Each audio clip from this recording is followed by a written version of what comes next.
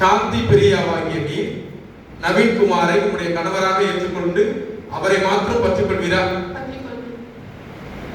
இந்த பெண்ணையும் மாப்பிள்ளையும் திருமணத்தில் கொடுக்கிற பெற்றோர்கள் அப்பா அம்மா, மாப்பிள்ளையுடைய பெற்றோர், ஆமா உறவுகள், நீ முன்னாடி வாங்க.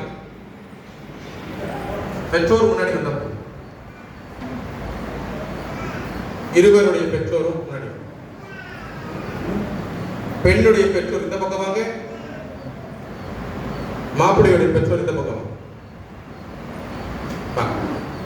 நீங்க என்ன செய்யணும்னா பெண்ணுடைய வலது கையை பிடிங்க. அம்மா நீங்கள் சேர்ந்து பிடிங்க.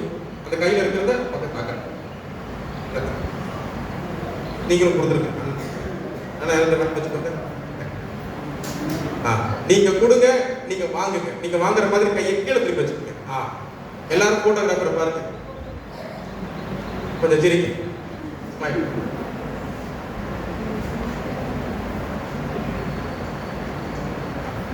சார் எடுத்துட்டீங்களா சார்?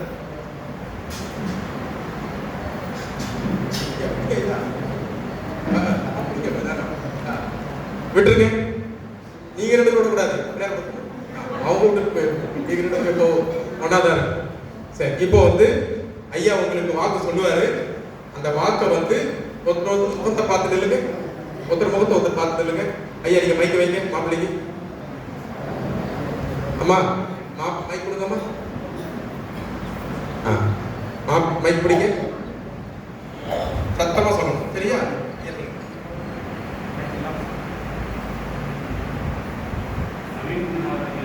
நவீன்குமாராகிய நான் சாந்தி பிரியாவை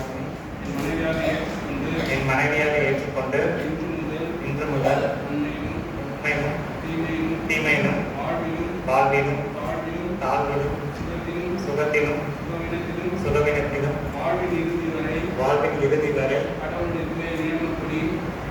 கடவுள் நியாயத்தின் கடவுளின்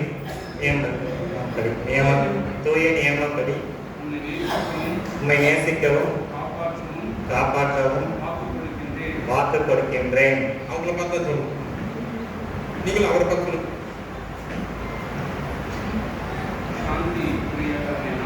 சாந்தி பிரியாவாகிய நான்